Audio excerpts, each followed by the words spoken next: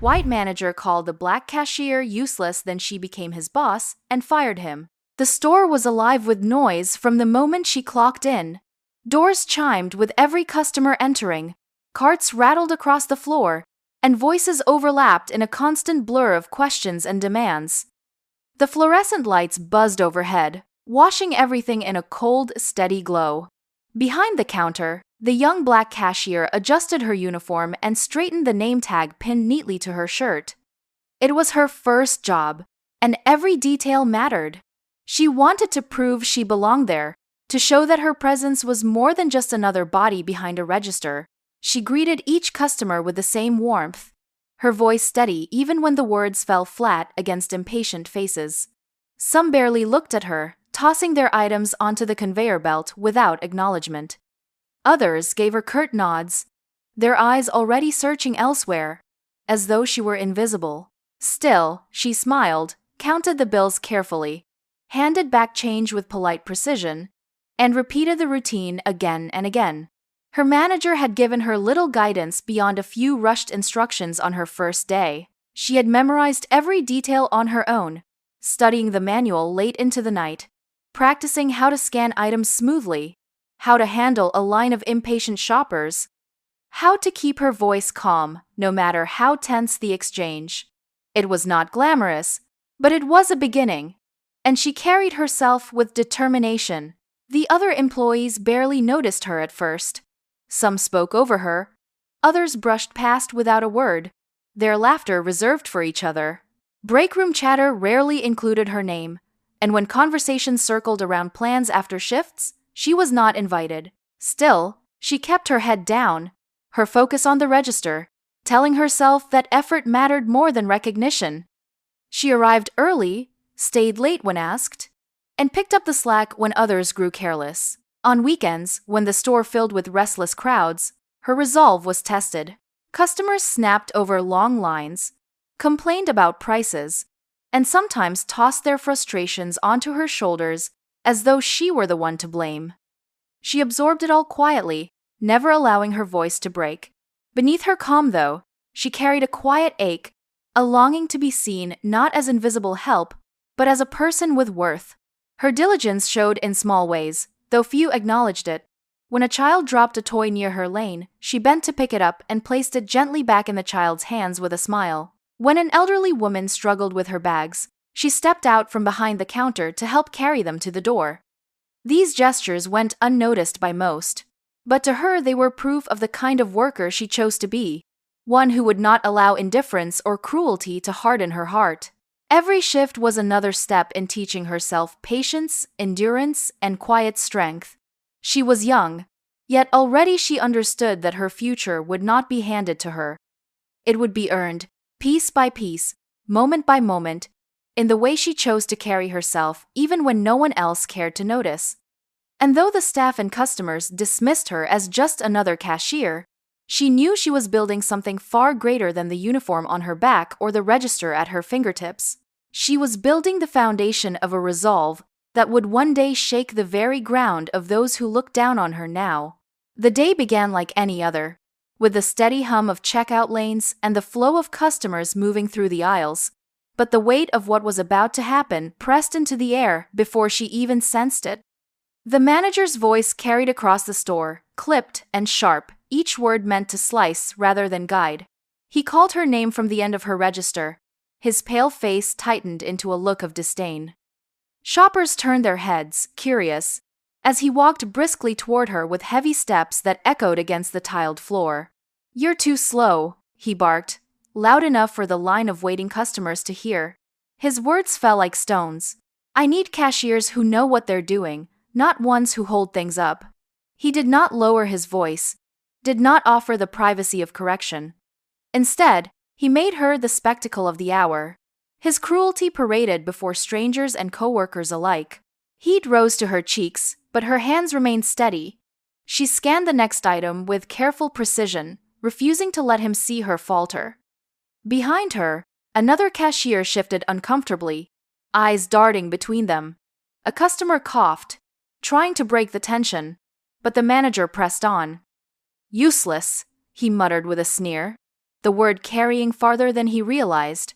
The insult hung in the air, staining the moment beyond repair. Every instinct in her body screamed to answer, to defend herself, to push back against the humiliation that burned through her skin. Yet she swallowed the urge. Her voice stayed silent, her composure unbroken. She would not give him the satisfaction of seeing her crack. She greeted the next customer with the same warm tone, though her heart pounded like a drum inside her chest. The line of shoppers moved slowly forward, each person now aware of the cruelty they had witnessed. Some glanced at her with pity, others avoided her eyes, unwilling to involve themselves. A child stared openly, tugging at his mother's sleeve to whisper questions she silenced with a shake of her head. The manager, satisfied with the spectacle he had created, turned on his heel and strode away, his arrogance trailing behind him like a shadow. She continued her work, every movement a quiet act of defiance. The register beeped steadily, her hands bagged items with practiced rhythm, and though her chest ached with the weight of his words, she carried herself with dignity.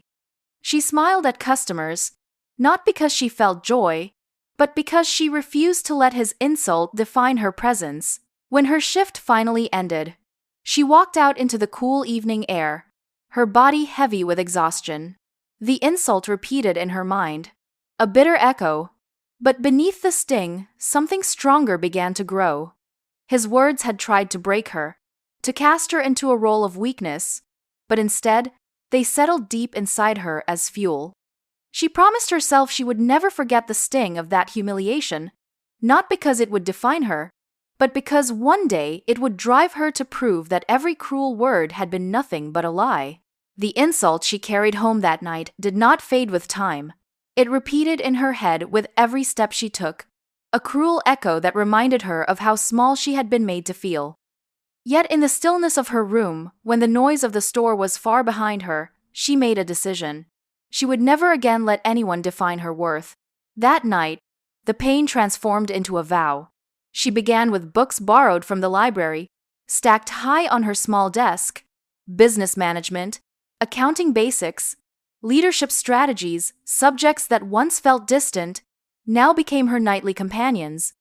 After long shifts at work, she stayed awake under the dim glow of a lamp, scribbling notes until her hand cramped. Her body begged for rest, but she refused to yield. Each page she turned felt like a step forward. Each concept mastered a brick, laid in the foundation of the life she was building. Soon, books were not enough. She enrolled in night classes at the community college. It meant shorter sleep, bus rides across town, and weekends spent in lecture halls while others enjoyed their time off. But she welcomed the challenge. Sitting among younger students and older professionals alike, she soaked in knowledge with the hunger of someone who had something to prove. The words of her manager still burned, but instead of weakening her, they pushed her deeper into her studies. She was no longer simply working for a paycheck. She was working for a future where no one could ever call her useless again. Her persistence caught the attention of others.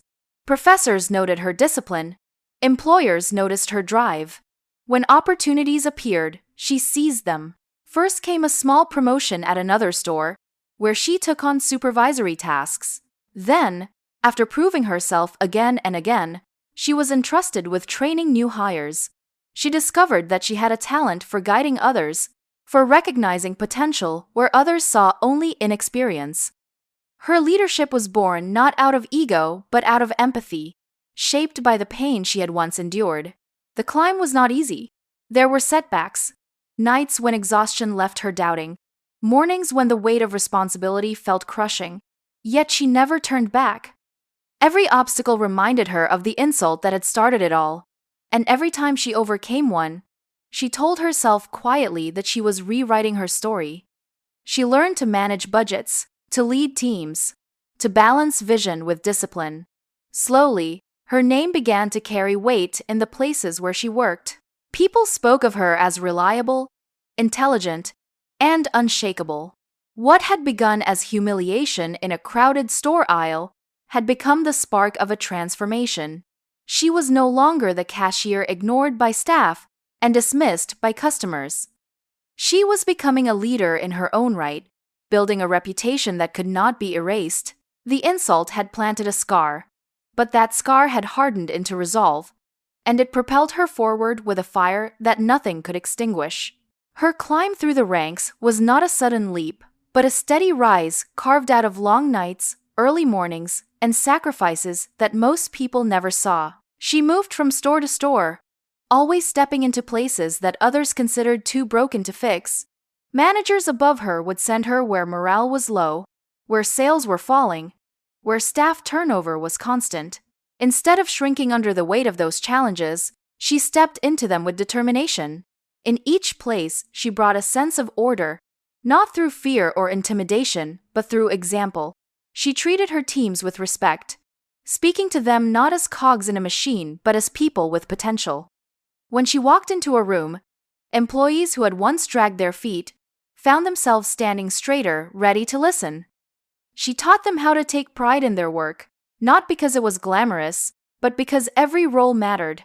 What had once been a cashier's job, she now described as the front line of the company's reputation. That message resonated with people who had never before been told their efforts meant something. Her results spoke louder than her words. Stores under her leadership began to turn around. Sales numbers rose, customer satisfaction climbed, and absenteeism dropped. She had a way of fixing what others had given up on, finding strengths in overlooked employees, setting clear standards, and then working alongside her teams to meet them. Soon her name began to carry a quiet power. Regional leaders spoke of her as the one who could handle difficult assignments, the one who would not falter when others walked away. The sacrifices never stopped. There were weeks when she worked long hours, missing gatherings with friends, eating dinner at her desk, and coming home only to collapse into bed. There were times when the weight of responsibility felt like too much, but she reminded herself of the insult that had once lit the fire inside her. She thought of the manager who had called her useless and told herself she would never again be defined by another person's cruelty. Every success was another piece of proof that she had been right to keep going, right to fight for her place. Her reputation grew beyond the walls of the stores she managed. Word spread through the industry, her record of results drawing attention from companies larger than the one where she started. One day, she received an offer that would change her life. A corporation known for its scale and influence had taken notice of her leadership. They wanted her not as a store manager, not even as a regional overseer, but as a senior executive. When she stepped into that office for the first time, wearing a tailored suit instead of a uniform, she carried herself with the same quiet dignity she had held behind the register years earlier. Only now, the world around her recognized it. She was no longer invisible.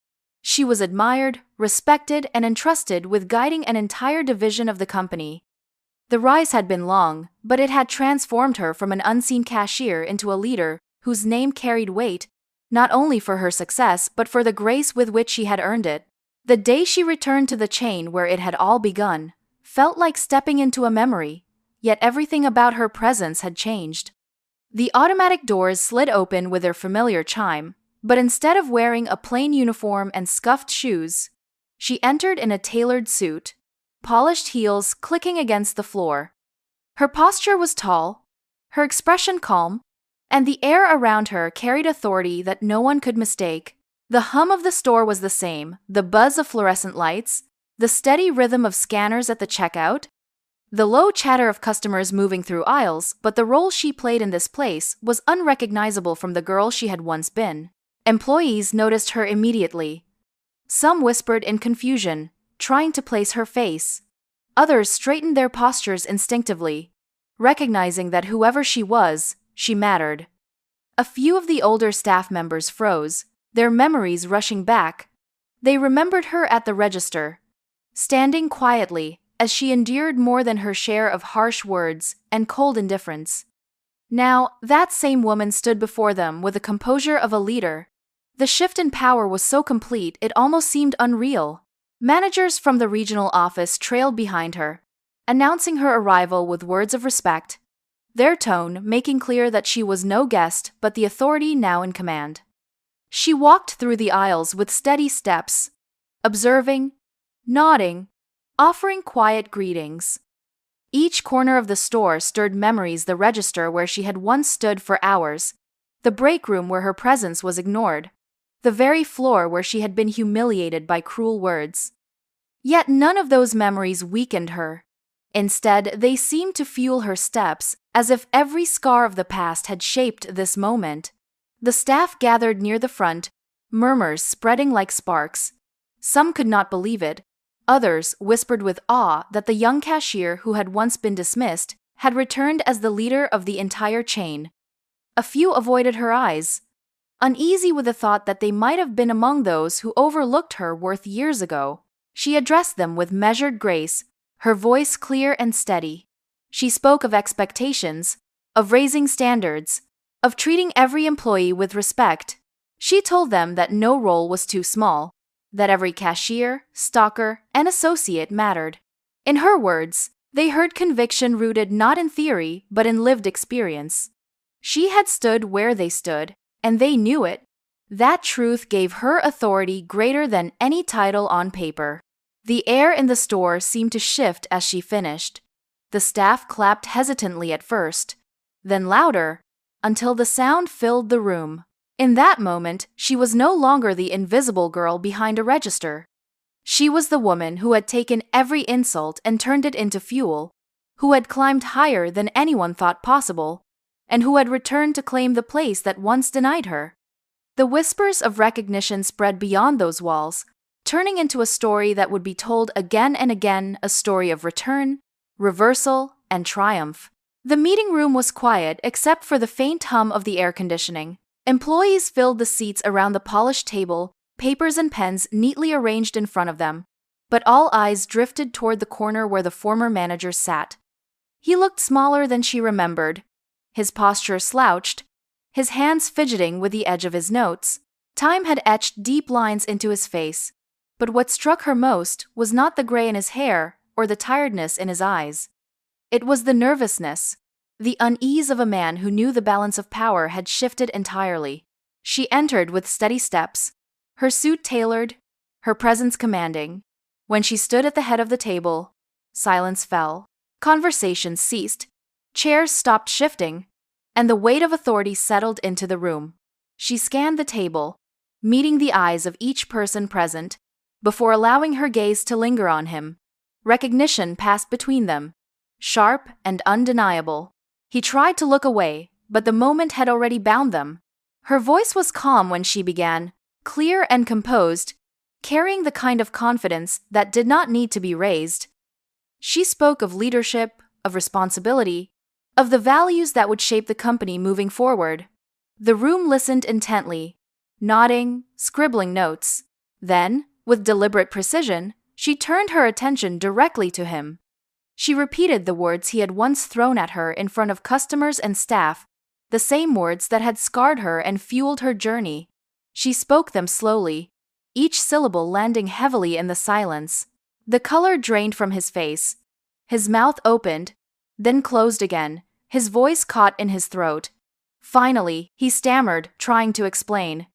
He muttered about stress, about long hours, about moments of poor judgment. His words tumbled awkwardly, desperate to rewrite history, but there was no escape. The room was watching, the memory hanging in the air too powerfully to deny. His excuses sounded hollow, brittle, breaking under the weight of the truth. She did not respond with anger.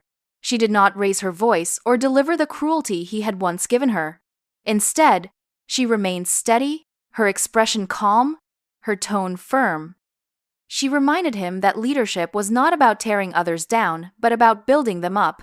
She told him that power without respect was fragile, that words had consequences which could shape lives long after they were spoken. And then, without lingering on the wound, she returned to the business at hand. The staff around the table exchanged glances, some with awe, others with quiet respect. They understood they had just witnessed something more than a meeting.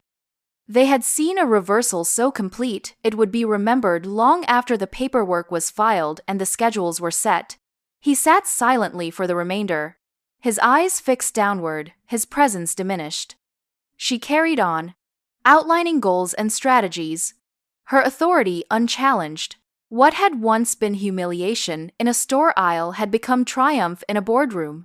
She no longer carried the insult as a scar, but as proof of the journey that had forged her. The reversal was complete, and the dignity with which she held herself ensured that the story would not be one of bitterness, but of power transformed into grace. The office was hushed when she called him in, the air heavy with anticipation. Staff, who had once avoided her eyes when she wore the cashier's uniform, now watched with open respect. They had heard the stories, they knew the history, and they sensed the final moment had arrived.